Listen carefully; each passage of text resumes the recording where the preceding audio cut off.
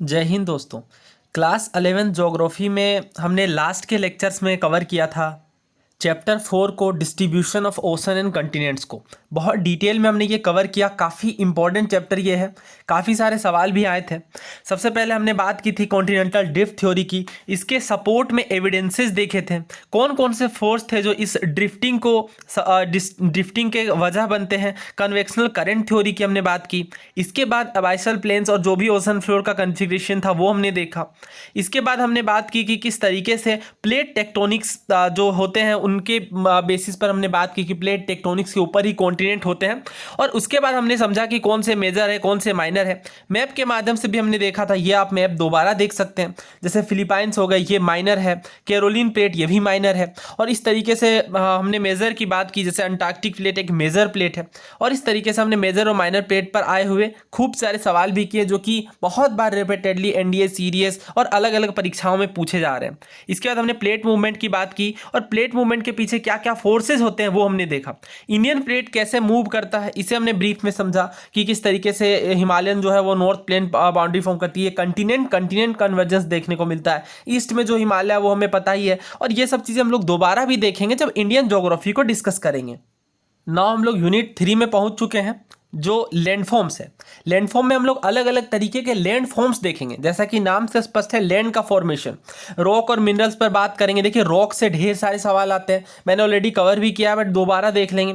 उसके बाद लैंडफॉर्म किस तरीके से इवोल्व होते हैं वो भी समझेंगे। जियोमॉर्फिक घटनाएं क्या होती है, जियोमॉर्फिक प्रोसेसेस क्या होते हैं, जैसे वेदरिंग क्या होती है, मास वेस्टिंग क्या होती है, इरोजन, डिपोजिशन, इन सब चीज़ों पर भी बात करेंगे। इसी कड़ी में हमारा पहला चैप्टर यहाँ पे जो यूनिट 3 के अंदर, वो चैप्टर 5 है, मिनरल एंड रॉक्स। ये काफ़ी छोटा लेकिन इंपॉर्टेंट चैप्टर है।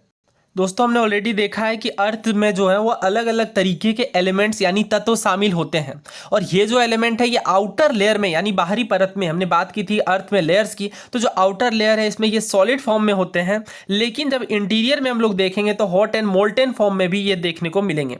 देखिए, जो टोटल क्रस्ट है, क्रस्ट का मतलब जो ऊपर वाली परत है जिसे भूपर्पटी कहते हैं, इसमें 98% आपको क्या देखने को मिलेंगे, 8 एलिमेंट से कंपोज देखने को मिलेंगे, जिनमें ऑक्सीजन है, silicon, aluminium, iron, calcium, sodium, potassium और मैग्नीशियम प्रमुख मात्रा में देखने को मिलते हैं। और जो बहुत छोटा परसेंटेज बच जाता है 2% के लगभग, वो titanium, hydrogen, phosphorus, manganese, sulphur, carbon, nickel और बाकी सारे तत्व यहाँ पे देखने को मिलेंगे। दोस्तों, ये आपको टॉप 3 याद रखना पड़ेगा, बहुत ज़्यादा इंपॉर्टेंट है। अलग अलग तरीके से अलग अलग परीक्षाओं में पूछा जाता है। सिविल सर्विसेज में भी यहाँ से सवाल देखने को मिले हैं। देखिए, सबसे ज़्यादा मात्रा में क्रस्ट की मैं बात कर रहा हूँ, एज एन ओवरऑल अर्थ की बात नहीं कर रहा हूँ, अर्थ के क्रस्ट पे, क्रस्ट जहाँ पे सारी मेजर एक्टिविटीज होती हैं, राइट। तो उस क्रस्ट के अंदर सबसे ज्यादा एलिमेंट जो मात्रा में देखने को मिलेगा वो ऑक्सीजन होता है। ऑक्सीजन यहाँ पे आप देख सकते हैं लगभग 46.6%, यानी ये काफी ज्यादा है। ओवरऑल आप आधा कह सकते हैं। और इसके बाद सेकंड में सिलिकॉन देखने को मिलता है, फिर एल्युमिनियम, उसके बाद आयरन। टॉप 3 भी अगर आप याद रख लेंगे, ऑक्सीजन, सिलिकॉन, एल्युमिनियम, तो ये काफी इंपॉर्टेंट होगा। तो यहाँ पे अर्थ क्रस्ट में टॉप 3 एलिमेंट के लिए आप कोई भी निमोनिक बना सकते हैं, जैसे ऑक्सी, सियाल की तो हमने ऑलरेडी बात की है। अर्थ के इंटीरियर में हमने देखा है सिलिकॉन और एल्युमिनियम को। तो ये आप अगर आप ऐसे याद रखेंगे ऑक्सी, सियाल, तो काफ़ी आसानी से याद हो जाएगा। पहला ऑक्सीजन है, दूसरा सिलिकॉन, तीसरा एल्युमिनियम। और अभी जब प्रीवियस ईयर क्वेश्चन कर लेंगे तो और भी अच्छे से चीज़ें याद हो जाएंगी। देखिए, अर्थ क्रस्ट के जो एलिमेंट है are rarely found exclusively but are usually combined with other elements to make various substances. यानी जो एलिमेंट्स हैं अर्थ के क्रस्ट में, ये शायद ही एक्सक्लूसिवली यानी केवल एक ही तत्व पाया जाए, लेकिन ये बहुत बार जनरली कंबाइंड देखने को मिलते हैं दूसरे तत्वों के साथ, यानी सिंगल तत्व बहुत कम देखने को मिलते हैं। और इस तरह के जो तत्व होते हैं वो मिनरल्स कहलाते हैं। तो यहाँ पे आप देख सकते हैं मिनरल क्या है। मिनरल एक naturally occurring organic and inorganic substance है, जिसमें एक ऑर्डरली एटॉमिक स्ट्रक्चर देखने को मिलता है, और इसमें एक डेफिनिट यानी एक फिक्स्ड केमिकल कॉम्पोजिशन और फिजिकल प्रॉपर्टीज देखने को मिलते हैं। मिनरल में 2 या 2 से ज्यादा तत्व शामिल होते हैं, जैसा कि हमने बात की कि जो अर्थ क्रस्ट है इनमें मेनली एलिमेंट्स जो है वो इस तरीके से मिलते हैं जो 2 या 2 से ज्यादा एलिमेंट से कंपोज्ड होते हैं, और इन्हें हम मिनरल कहते हैं। लेकिन बहुत बार several single element minerals like sulphur, copper, silver, gold, graphite etcetera भी देखने को मिलते हैं। यानी बहुत बार सिंगल एलिमेंट मिनरल हो गया, जैसे सल्फर हो गया, कॉपर हो गया, सिल्वर, गोल्ड, ये सारी चीज़ें भी देखने को मिलती हैं। और दोस्तों लिथोस्फीयर में अगर आप देखें तो ढेर सारे मिनरल्स देखने को मिलते हैं अलग अलग वैरायटी के। 2000 से भी ज़्यादा मिनरल्स यहाँ पे नेम्ड किए जा चुके हैं और पहचाने जा चुके हैं अर्थ के क्रस्ट में। But almost all of them commonly occurring ones are related to 6 major mineral group that are known as major rock forming minerals. यानी जो 6 मेजर ग्रुप हैं, 6 मेजर मिनरल का ग्रुप है, इनमें ये शामिल देखने को मिलते हैं। जो बेसिक सोर्स है सारे मिनरल्स का वो हॉट मैग्मा है। हमने बात की थी मैग्मा की ऑलरेडी। आप अगर पिछले लेक्चर्स नहीं आपने देखा तो आप उन्हें जरूर देख लीजिए, क्योंकि बहुत सारी चीज़ें वहाँ पे आपको क्लैरिटी होंगी। तो यहाँ पे जो हॉट मैग्मा, यहाँ इनका जो सोर्स है मिनरल्स का वो हॉट मैग्मा देखने को मिलता है, जो कि अर्थ के इंटीरियर में होता है। और जब मैग्मा कूल हो जाती है यानी ठंडी हो जाती है, crystal of minerals appear and a systematic series of minerals are formed in sequence to solidify so as to form rocks. यानी जब मैग्मा ठंडी होती है तो मिनरल के जो क्रिस्टल हैं वो दिखाई देते हैं और एक सिस्टमेटिक सीरीज ऑफ मिनरल्स होता है और इससे ये सॉलिडिफाई होते हैं यानी ठोस बन करके रॉक का रूप लेते हैं। दोस्तों मिनरल्स के विषय में कुछ फिजिकल कैरेक्टरिस्टिक दी गई, यानी जो देखने के फिजिकल अपीयरेंस के आधार पे डिवीजन किया गया। जैसे external crystal form determined by internal arrangement of the molecules, जैसे अलग अलग शेप के जो मिनरल्स हैं वो देखने को मिलते हैं। क्लीवेज के बेसिस पे भी tendency to break in given direction producing relative plane surface, यानी जब इन्हें ब्रेक किया जाए तो ये किस तरीके का सरफेस लेंगे, यानी उसके आधार पर भी यहाँ मिनरल्स को डिवाइड किया गया है।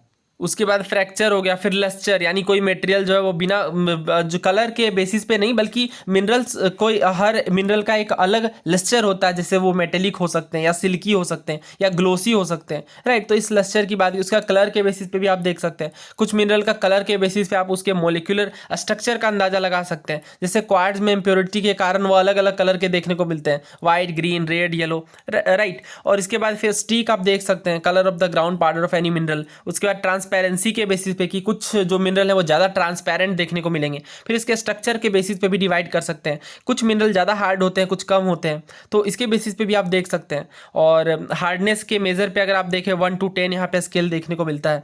इसके बाद स्पेसिफिक ग्रेविटी के आधार पर भी डिवाइड कर सकते हैं हम लोग फिजिकल अपीयरेंस के आधार पर मिनरल्स का। नाउ दोस्तों कुछ मेजर मिनरल्स और उनके कैरेक्टरिस्टिक को देखते हैं। सबसे पहला देखिए फेल्सपार। तो silicon and oxygen are common elements in all type of felspar and sodium, potassium, calcium, aluminium etcetera are found in specific felspar variety. यानी जो फेल्सपार होते हैं ये एक ऐसा मिनरल है जिसमें सिलिकॉन और ऑक्सीजन कॉमन एलिमेंट्स होते हैं। और यहाँ पे आप देख सकते हैं half of the earth crust is composed of felspar, यानी बहुत ज़्यादा मात्रा में अर्थ के क्रस्ट में ये कंपोज्ड है फेल्सपार। और it has light cream to salmon pink colour. It is used in ceramics and glass making. तो ग्लास मेकिंग और कैरेमिक्स और बाकी चीज़ों में यूज किया जाता है फेल्सपार का। दोस्तों फेल्सपार भी अलग अलग तरीके के होते हैं, आप इमेज में देख सकते हैं। ये बेसिकली अर्थ क्रस्ट में 50% लगभग फेल्सपार ही देखने को मिलता है। नाउ सेकेंड बात करते हैं क्वार्ट्ज की। तो देखिए क्वार्ट्ज अगेन बहुत इंपॉर्टेंट मिनरल है, सैंड और ग्रेनाइट से मुख्यतः यह बना होता है और इसमें सिलिका भी देखने को मिलता है। ये एक हार्ड मिनरल है, वर्चुअली इनसॉल्युबल इन वाटर, यानी ये इन वाटर में इनसॉल्युबल होता है और वाइट या फिर कलरलेस देखने को मिलता है। और रेडियो, रडार और बाकी चीज़ों में ये काफ़ी इस्तेमाल होता है। It is one of the most important components of granite. एक ग्रेनाइट का एक बहुत प्रमुख कंपोनेंट है और ग्रेनाइट में ये क्वार्ट्ज काफ़ी ज़्यादा मात्रा में काफ़ी एक इंपॉर्टेंट कंपोनेंट रखता है। ये अगेन आप देख सकते हैं यहाँ पे क्वार्ट्ज भी अलग अलग तरीके के देखने को मिलते हैं, जैसे रूटिलेटेड क्वार्ट्ज हो गया, प्रेसियोलाइट हो गया, कार्नेलियन क्वार्ट्ज, उसके बाद चाल्कोडेनी, टाइगर्स आई, अलग अलग तरीके के क्वार्ट्ज होते हैं। आप देख सकते हैं ये काफ़ी खूबसूरत भी है और इस तरीके से ये नॉर्मल क्वार्ट्ज देखने को मिलता है। नाउ बात करते हैं पायरोक्सिन की। देखिए पायरोक्सिन में कैल्शियम, एल्युमिनियम, मैग्नीशियम ये सारी चीज़ें देखने को मिलती हैं। ये चीज़ आपको याद नहीं रखनी, ये आपसे कोई पूछने वाला, बट आपको एक ब्रीफ आइडिया होना चाहिए कि कौन कौन से मिनरल अर्थ के क्रस्ट में देखने को मिलते हैं। पायरोक्सिन भी देखें अगर आप तो काफ़ी ज़्यादा परसेंटेज में अर्थ क्रस्ट में पाया जाता है, 10%। और ये मीटरोइड्स जो होते हैं जो आसमान से कभी कभी गिरते हैं पृथ्वी पर, तो इनमें ये काफ़ी कॉमनली देखने को मिलता है। ये ग्रीन और ब्लैक कलर के जनरली देखने को मिलते हैं। ये आप पायरोक्सिन की इमेज देख सकते हैं।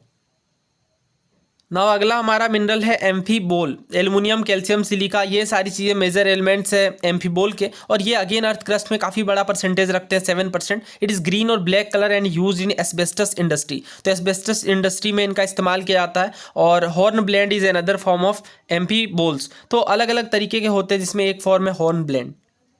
ये एम्फीबोल की इमेज आप देख सकते हैं। ना बात करते हैं माइका की, तो ये तो काफ़ी कॉमन है और potassium, aluminium, magnesium, iron, silica ये सारी चीज़ें देखने को मिलती हैं। अर्थ क्रस्ट में अगेन ये 4% देखने को मिलता है और इग्नियस और मेटामॉर्फिक चट्टानों में काफ़ी कॉमनली ये पाया जाता है। इलेक्ट्रिक इंस्ट्रूमेंट में इनका काफ़ी ज़्यादा इस्तेमाल है। ये एक नॉर्मल माइका की तस्वीर आप देख सकते हैं। झारखंड और बाकी क्षेत्रों में काफ़ी कॉमनली पाया जाता है ये। और ये भी माइका, ये तो ओलिवाइन की इमेज है, माइका की इमेज ये है, ये आपने ज़रूर देखी होगी। दोस्तों इस तरीके से ये लोकल फॉर्म में देखने को मिलता है और इसे काफ़ी प्रोसेसिंग के बाद इस तरीके से सीड्स में बदला जाता है और काफ़ी सारे इसके इस्तेमाल है, जैसे जो हीटिंग अप्लाइंसेज होती हैं या जो अलग अलग तरह के इंस्ट्रूमेंट होते हैं उनमें इस माइके का काफ़ी प्रमुख रूप से इस्तेमाल किया जाता है। माइका को हिंदी में अभ्रक कहते हैं, अभ्रक, राइट। नाउ बात करते हैं ओलिवाइन की। देखिए मैग्नीशियम, आयरन और सिलिका एक मेजर एलिमेंट है ओलिवाइन के और ये ज्वेलरी में सबसे ज़्यादा यूज़ होता है। It is usually a greenish crystal often found in basaltic rock. तो ये जनरली बेसाल्टिक रॉक्स में देखने को मिलता है, ग्रीनिश कलर का ये क्रिस्टल होता है। इसके बाद बहुत सारे और भी मिनरल्स इस ओलिवाइन में देखने को मिलते हैं। तो इस तरीके का ये ग्रीनिश देखने को मिलता है, ये ओलिवाइन है। अब देखिए जो मेटेलिक मिनरल है इन्हें भी अलग अलग तरीके से डिवाइड किया जा सकता है। जैसे जो महंगे वाले मेटल है गोल्ड, सिल्वर, ये प्रीसियस मेटल की कैटेगरी में आएंगे। फेरस मेटल होते हैं जिनमें आयरन की मात्रा देखने को मिलती है, आयरन का मतलब ही फेरस होता है। तो इस तरीके से या अलग अलग तरीके के and other metal often mixed with iron to form various kind of steel. तो बहुत बार यहाँ पे आयरन का इस्तेमाल किया जाता है, मिक्स किया जाता है। नॉन फेरस मेटल है जो उनमें metal like copper, lead, zinc, tin, aluminium जिनमें आयरन की मात्रा नहीं होती। उसके बाद नॉन मेटेलिक मिनरल भी होते हैं जिनमें मेटल की मात्रा देखने को नहीं मिलती, वैसे मिनरल नॉन मेटेलिक मिनरल कहलाते हैं, जैसे सल्फर, फॉस्फेट, नाइट्रेट, ये सारे नॉन मेटेलिक मिनरल है। Cement is a mixture of non metallic minerals. Now दोस्तों हम लोग बात करते हैं वेरी इंपॉर्टेंट कंपोनेंट रॉक्स की। देखिए यहाँ से अक्सर सवाल देखने को मिलते हैं, अभी रिसेंटली सीडीएस और बाकी एग्जाम्स में भी सवाल पूछे गए, हर साल ही लगभग पूछे जाते हैं, तो ये इसे आपको ध्यान से समझना है। देखिए अर्थ क्रस्ट रॉक से कंपोज है, रॉक से मिलकर बना है अर्थ क्रस्ट, और इसीलिए ब्रिटल देखने को मिलता है नेचर में। हमने इस पर पढ़ा भी है ऑलरेडी, सवाल भी पूछा गया है। और एक रॉक क्या होता है, एक या एक से अधिक मिनरल्स का एक एग्रीगेट होता है, राइट। रॉक में भी हार्ड और soft and in varied colour, तो जो रॉक होते हैं वो हार्ड भी हो सकते हैं, सॉफ्ट भी होते हैं और अलग अलग कलर्स के देखने को मिलते हैं। जैसे ग्रेनाइट हार्ड होता है, सोपस्टोन सॉफ्ट होता है, गेब्रो ब्लैक कलर में देखने को मिलता है। तो ये अलग अलग तरीके के बेसिस पे, जैसे या तो वो हार्ड हो या तो सॉफ्ट हो या फिर अलग अलग कलर के हों। देखिए रॉक में definite composition of mineral constituent देखने को नहीं मिलता, किसी में ज़्यादा कहीं कम भी मिनरल कॉम्पोजिशन देखने को मिल सकता है। दोस्तों रॉक्स की स्टडी को पेट्रोलॉजी कहते हैं और इसमें रॉक के अलग अलग चीज़ों पर अध्ययन किया जाता है, जैसे मिनरल हो गया, कॉम्पोजिशन हो गया, टेक्सचर हो गई रॉक की, इन सब चीज़ों को समझा जाता है। बनावट के आधार पर रॉक्स को 3 कैटेगरी में बांटा गया, मोड ऑफ फॉर्मेशन के आधार पर कि ये किस तरीके से फॉर्म हुए हैं, राइट। ये 3 कौन कौन से हैं, पहला इग्नियस रॉक है, दूसरा सेडिमेंट्री रॉक्स है और तीसरा मेटामॉर्फिक रॉक्स है। आप इसे ध्यान कैसे रखेंगे, देखिए इग्नियस को हिंदी में बोलते हैं आग्नेय चट्टान, तो ये बेसिकली अग्नि से बने होते हैं और इग्निस का मतलब भी अगेन फायर होता है, राइट। और सेडिमेंट्री, तो नाम से स्पष्ट हो रहा है सेडिमेंट का मतलब जो अवसादित होते हैं, यानी जब जो फ्रेगमेंट्स होते हैं रॉक के वो अलग अलग तरीके से डिपोजिट होते हैं बेसिकली, तो सेडिमेंट्री रॉक्स कहलाते हैं। और मेटामॉर्फिक, तो मेटामॉर्फिस प्रोसेस अगर आप देखें तो इसका मतलब ही होता है चेंज होना, तो जब रॉक्स अलग अलग तरीके से चेंज होते हैं तो वो मेटामॉर्फिक रॉक्स होते हैं। दोस्तों रॉक से जो मैक्सिमम सवाल आते हैं वो इस तरीके के आते हैं, आपको कोई रॉक दे दिया जाएगा और पूछा जाएगा ये कौन सा रॉक है, इग्नियस है, मेटामॉर्फिक है या सेडिमेंट्री है। तो एक बार जब आप समझ लेंगे कि हाँ जो इग्नियस रॉक्स होते हैं वो मेग्मा और लावा इन सब से फॉर्म होते हैं, तो इनसे आप आइडेंटिफाई भी कर लेंगे पिक्चर के बाद। तो देखिए इग्नियस रॉक्स जो है वो मेग्मा और लावा जो कि अर्थ के इंटीरियर में देखने को मिलता है उनसे ये फॉर्म आउट होते हैं, बनते हैं, और इन्हें प्राइमरी रॉक्स कहा जाता है क्योंकि ये सबसे पहली एक अवस्था होती है रॉक्स की, उसमें ये सबसे पहले फॉर्म होते हैं।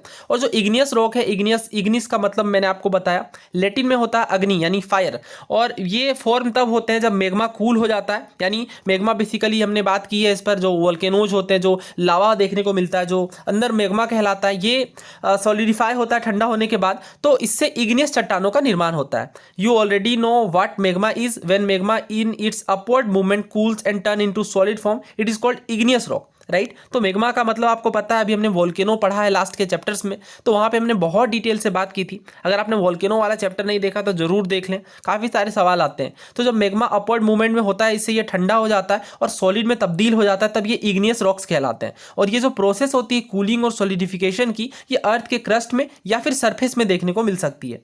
इग्नियस रॉक्स को फर्दर क्लासिफाई किया जा सकता है टेक्सचर के बेसिस पे। टेक्सचर क्या होता है, देखिए जो ग्रेन्स और जो जो फिजिकल पार्टिकल हैं इस रॉक में, इन पर डिपेंड करता है ये टेक्सचर, और इनका ही जो टेक्सचर होता है वो साइज और अरेंजमेंट्स ऑफ ग्रेन और other physical condition of the material, तो इन चीज़ों पे ये टेक्सचर डिपेंड करता है। और इसके बेसिस पे अभी हम लोग डिवीजन भी देखेंगे कि टेक्सचर के आधार पे किस तरीके से आग्नेय चट्टानों को विभाजित किया गया है। If molten material is cooled slowly at a great depth, mineral grain में बी वेरी लार्ज, यानी जो मोल्टन मटेरियल है जैसे लावा वगैरह हो गए, ये अगर ग्रेट डेप्थ में यानी काफ़ी गहराइयों में जाकर के कूल डाउन होता है तो जो मिनरल ग्रेन होते हैं वो काफ़ी बड़े बड़े देखने को मिलते हैं। और उसके बाद जब ये ऊपर, अगर ये जनरली ऊपर जाकर के ठंडा होता है तो जो ग्रेन्स का साइज है वो छोटा देखने को मिलता है। दोस्तों अगर काफ़ी डीपर डेप्थ में ये जो मोल्टन मटेरियल है वो अगर कूल डाउन होते हैं तो इनकी साइज, हमने बात की, जो टेक्सचर है वो बड़ा देखने को मिलेगा। और अगर ये इंटरमीडिएट कंडीशन में देखने को मिलेंगे तो इंटरमीडिएट साइज के ग्रेन देखने को मिलेंगे, और काफ़ी ऊपर जाकर के ठंडा होगा तो ये छोटे साइज का स्मूथ ग्रेन्स देखने को मिलेंगे। तो ये चीज़ें आपको याद नहीं रखनी, ये बहुत ज़्यादा इंपॉर्टेंट नहीं, बस आपको समझ लेना है कि बेसिकली ये किस तरीके से फॉर्मेशन होता है। और देखिए जब सवाल बनते हैं रॉक्स पर तो जनरली क्वेश्चन यही बनता है कि बताइए ग्रेनाइट किस टाइप का रॉक्स है, इग्नियस, सेडिमेंट्री, मेटामॉर्फिक, ऐसे ऑप्शंस दिए जाते हैं, या gabbro, pegmatite, basalt, volcanic brachia और टफ, ये जो सारे हैं वो इग्नियस रॉक के उदाहरण हैं। तो इग्नियस रॉक, जैसा कि हमने बात की, मैग्मा के ठंडा होने पे ये इग्नियस चट्टानों यानी आग्नेय चट्टानों का निर्माण होता है। ये मैग्मा और लावा, इस पर हमने ऑलरेडी बात कर रखी है। वोल्केनोज के अंदर से जो बाहर आते हैं ये अगर कूल डाउन होते हैं तो ये इग्नियस चट्टानों का निर्माण करते हैं। अब देखिए ये जो आग्नेय चट्टान है वो अलग अलग तरीके के भी देखने को मिलते हैं, जैसे इंट्रूजिव, तो इनका कूलिंग टाइम आप देख सकते हैं हजारों साल होते हैं, और इनमें जो टेक्सचर होता है वो स्मॉल टू मीडियम होता है, राइट, क्योंकि ये अंदर की ओर बन रहे हैं। इंट्रूजिव है, एक्सट्रूजिव में अगर आप देखें तो ये काफ़ी जल्द तेजी से बनते हैं, सेकेंड्स टू मंथ लगता है इनका कूलिंग होने में, और इनका जो टेक्सचर है वो इनविजिबल और माइक्रोस्कोपिक ग्रेन, तो बहुत ही छोटा टेक्सचर यहाँ पे देखने को मिलता है। और प्लूटोनिक रॉक प्लूटोनिक एक इग्नियस रॉक का टाइप है। यहाँ पे जो कूलिंग टाइम है वो मिलियंस ऑफ ईयर्स है, और जो टेक्सचर है वो काफ़ी बड़े साइज का देखने को मिलता है। तो ये चीज़ें भी अगेन आपसे कोई पूछेगा नहीं, बट आपको ध्यान रखना ये। अब देखिए ये जो इग्नियस रॉक होते हैं, जैसा कि हमने बात की, अलग अलग उदाहरण देखने को मिलते हैं इग्नियस रॉक के। जैसे आप इमेज में देखें तो बेसाल्ट देखने को मिलता है, ये भी आग्नेय चट्टानों से बनता है। प्यूमाइस हो गए, ऑब्सीडियन, राइलोइड, वैसे तो बहुत होते हैं, बट आपके एग्जाम में जो मेन है वो ग्रेनाइट पूछा जाता है कि ग्रेनाइट कौन सा चट्टान है। गेब्रो और बेसाल्ट, यही मेनली सवाल बनते हैं, राइट। तो ये जो तीनों हैं ये इग्नियस रॉक से देखने को मिलते हैं। और एक पेग्मेटाइट भी, ये इमेजेस आप देखेंगे तो ये लॉन्ग टर्म मेमोरी के लिए इंपॉर्टेंट है। दोस्तों ना बात करते हैं सेडिमेंट्री रॉक्स की। तो देखिए जो सेडिमेंट्री है वो अगेन सेडिमेंटम वर्ड से बना है, जिसका मतलब होता है सेटल डाउन होना, यानी किसी चीज़ का नीचे जाकर के बैठ जाना, राइट। और जो igneous, sedimentary and metamorphic of the earth crust are expose to denudational agents and are broken up into various sizes of fragments. तो बेसिकली क्या होता है, जब रॉक्स बाहर में एक्सपोज होते हैं तो बहुत सारे यहाँ पे जो एक्सटर्नल एजेंट्स होते हैं, जैसे पानी, हवा और अलग अलग तरह के वेरियस फैक्टर्स होते हैं, इनसे ये छोटे छोटे टुकड़ों में विभाजित हो जाते हैं, राइट। जैसे मान लीजिए कोई पत्थर का टुकड़ा और काफ़ी सालों तक नदी या कोई रिवर सिस्टम या किसी भी तरीके से पानी का फ्लो हुआ तो वो उनकी साइज डेफिनेटली छोटी होती जाएगी, राइट। तो इस तरीके से अब ये जो फ्रेगमेंट्स बनते हैं इन्हें ट्रांसपोर्ट किया जाता है बहुत सारे एक्सोजेनस एजेंसीज के द्वारा, और इस तरीके से ये डिपॉजिट हो जाते हैं, एक साथ जमा हो जाते हैं, और इस तरीके से ये एक साथ जमा होने के बाद ये कॉम्पैक्ट टर्न इनटू रॉक्स, तो ये रॉक्स में तब्दील हो जाते हैं। और ये जो प्रोसेस है ये लिथिफिकेशन की प्रोसेस कहलाती है। In many sedimentary rocks the layer of deposit retain their characteristic even after lithification, यानी लिथिफिकेशन यानी सॉलिडिफाई होकर मेटामॉर्फिक, ये जो चट्टान है सेडिमेंट्री रॉक्स बेसिकली, तो सेडिमेंट्री रॉक्स के बन जाने के बाद भी यहाँ पे अलग अलग तरीके के लेयर ऑफ डिपॉजिट देखने को मिलते हैं। तो यही वजह है कि जो सेडिमेंट्री रॉक्स होते हैं, जैसे सैंडस्टोन हो गया, सेल हो गए, इनमें अलग अलग तरीके की परतें देखने को मिलती हैं, जिनकी थिकनेस भी है वो अलग अलग होती है। अब देखिए सेडिमेंट्री रॉक्स किस बेसिस पे बनते हैं, उनके आधार पर भी इन्हें क्लासिफाई किया गया 3 मेजर ग्रुप्स में, जैसे मैकेनिकली फॉर्म्ड, दूसरा है ऑर्गेनिकली फॉर्म्ड और तीसरा केमिकली फॉर्म्ड। तो जो मैकेनिकली फॉर्म्ड है उनमें सैंडस्टोन, कॉन्ग्लोमरेट, लाइमस्टोन, सेल, ये सब देखने को मिलते हैं। ऑर्गेनिकली फॉर्म्ड में गिसेराइट, चॉक, लाइमस्टोन, कोल, ये सब उदाहरण हैं। और केमिकली फॉर्म्ड की बात करें तो चर्ट, लाइमस्टोन, हेलाइट, ये सब उदाहरण देखने को मिलते हैं। दोस्तों अब ये जो सेडिमेंट्री रॉक्स होते हैं यानी अवसादी चट्टानें, ये भी अलग अलग तरीके के देखने को मिलते हैं, जैसे ब्रेकिया हो गई, चौक हो गई, इसके बाद चर्ट आप देख सकते हैं, कोल, कॉन्ग्लोमरेट, लाइमस्टोन, ये सेडिमेंट्री रॉक्स के उदाहरण हैं। सैंडस्टोन हो गए, सेल, ये इमेजेस आप देख सकते हैं। इसके बाद डोलोमाइट और रॉक साल्ट होता है, जिप्सम होता है। इस तरीके से ये अलग अलग तरीके के सेडिमेंट्री रॉक्स देखने को मिलते हैं। अब देखिए, अगर आप देखें जैसे कॉन्ग्लोमरेट हो गया तो इसमें जो राउंडेड क्लैस्ट देखने को मिलते हैं छोटे छोटे, और ब्रेकिया अगर आप देखें तो इसमें एंगुलर, बेसिकली ये एंगुलर क्लैस्ट देखने को मिलते हैं, यानी जो इसका फॉर्मेशन हुआ है, जो टेक्सचर है इसकी, वो इस तरीके की देखने को मिलती है। इसी तरीके से अगर आप देखें तो सैंडस्टोन हो गया, यहाँ पे क्वार्ट्ज देख सकते हैं आप, फेल्डस्पैथिक, एरेनाइट, तो अलग अलग तरीके के होते हैं। और फॉर्मेशन के बेसिस पे डिवीजन की बात तो हमने की ही, जैसे मैकेनिकली फॉर्म्ड की हमने बात की, फिर ऑर्गेनिकली, फिर केमिकली फॉर्म्ड।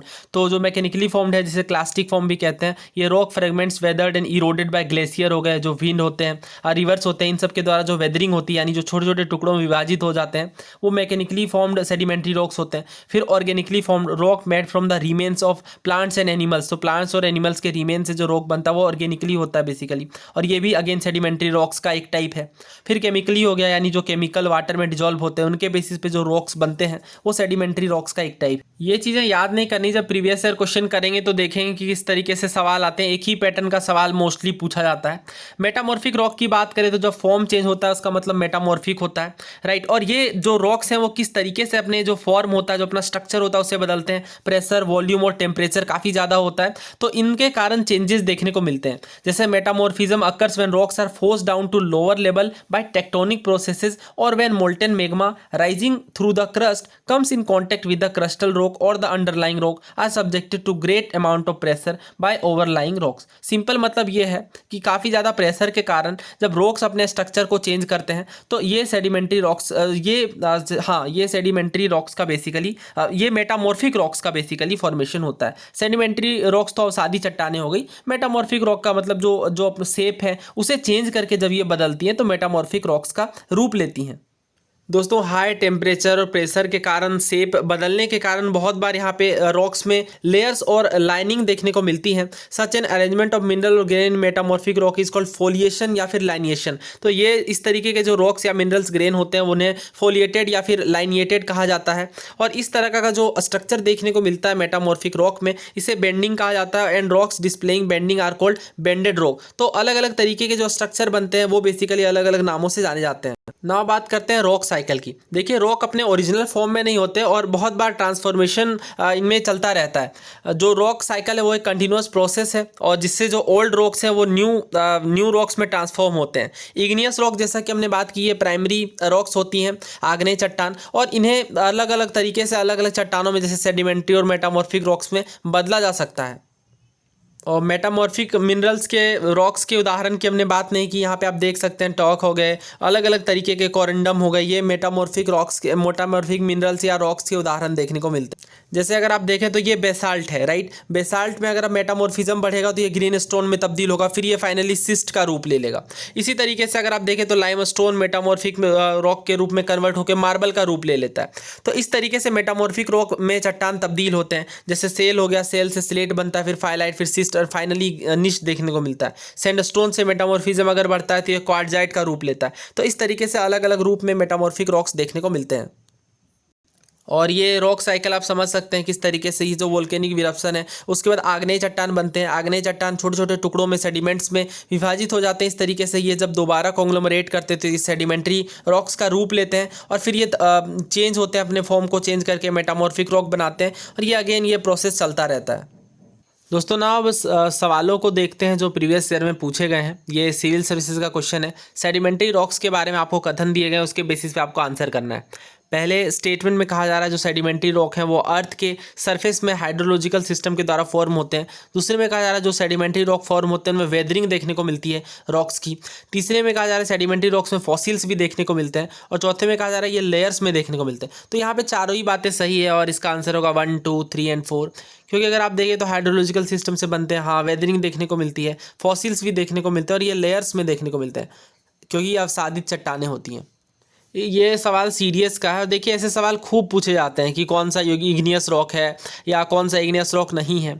तो यहाँ पे पूछा जा रहा है which of the following is an igneous type of rock. तो आपको बताना है मार्बल, हेलाइट, ग्रेनाइट और सेल में से कौन सा इग्नियस रॉक है। तो इग्नियस रॉक के उदाहरण की हमने बात की, ग्रेनाइट, गेब्रो, ये सब इग्नियस रॉक में देखने को मिलते हैं। और मैंने आपको बताया बेसाल्ट, ग्रेनाइट, गेब्रो यही मैक्सिमम पूछे जाते हैं इग्नियस रॉक में। तो फिर इस प्रश्न का सही उत्तर क्या होगा? ग्रेनाइट।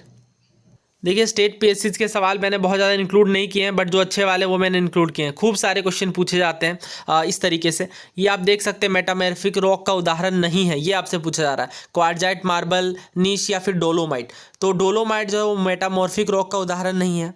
बाकी अगर आप देखें तो मेटामॉर्फिक रॉक के अंदर मार्बल, नीश हो गई, क्वार्टजाइट, ये सभी आपको मेटामॉर्फिक रॉक के उदाहरण देखने को मिलेंगे। दोस्तों ये इमेज मुझे काफ़ी अच्छी लगी, इसे मैं शेयर कर दूंगा टेलीग्राम के अंदर। टेलीग्राम चैनल से अगर आप नहीं जुड़े हैं तो वहाँ से आप जुड़ सकते हैं, लिंक डिस्क्रिप्शन बॉक्स में। देखिए ये बेसिकली ये जो इमेज है ये आपको दिखा रही किस तरीके से मेटामॉर्फिज्म बढ़ने के कारण मेटामॉर्फिक रॉक बनते हैं। तो यहाँ पे आप देख सकते हैं, चाहे वो नीस हो या फिर क्वार्टजाइट हो या इसके अलावा मार्बल हो गए और सिस्ट हो गए, ये सभी मेटामॉर्फिक रॉक्स हैं। और ये जो डोलोमाइट है ये सेडिमेंट्री रॉक का उदाहरण है।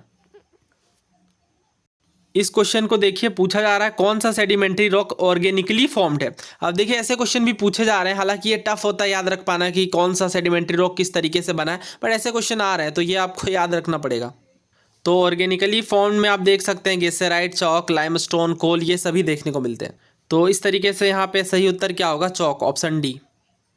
अभी ये सवाल रिसेंटली पूछा गया सीरीएस 2 2022 में, कौन सा मैकेनिकली फॉर्म्ड नहीं है, ये आपसे पूछा जा रहा है।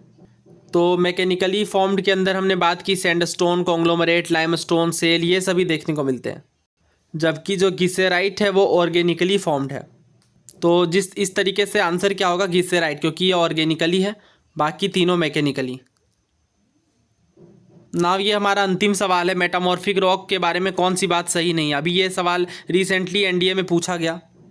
पहले ऑप्शन में कहा जा रहा है due to segregation of mineral into wavy bands और platy surface some metamorphic rock develop foliation, यानी मिनरल के सेग्रीगेशन के कारण कुछ मेटामॉर्फिक रॉक में फॉलिएशन देखने को मिलता है। जहाँ पे ये फॉलिएशन ब्रॉड मिनरल बैंड में डिवाइड करता है, यहाँ पे ये एक्सट्रीमली हार्ड रॉक देखने को मिलते हैं। जहाँ पे ये फॉलिएशन मॉडरेटली थिन होता है वहाँ पे ये फ्लेक अपार्ट हो सकते हैं। और चौथे में कहा जा रहा है rocks that originally were composed of one dominant mineral are often foliated. देखिए यहाँ पे ऑप्शन डी गलत है।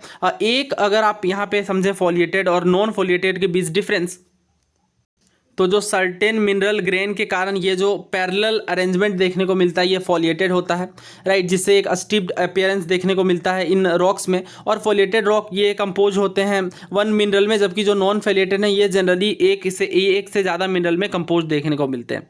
तो ये बेसिकली नॉन फॉलिएटेड का गुण इन्होंने दिया है। तो डी इसका आंसर होगा, क्योंकि हमसे इनकरेक्ट पूछा गया था, राइट। तो इस तरीके से हमने रॉक्स पर सवाल किए। मेनली सवाल इसी पे पूछा जाता है कि कौन सा किस टाइप का रॉक्स है।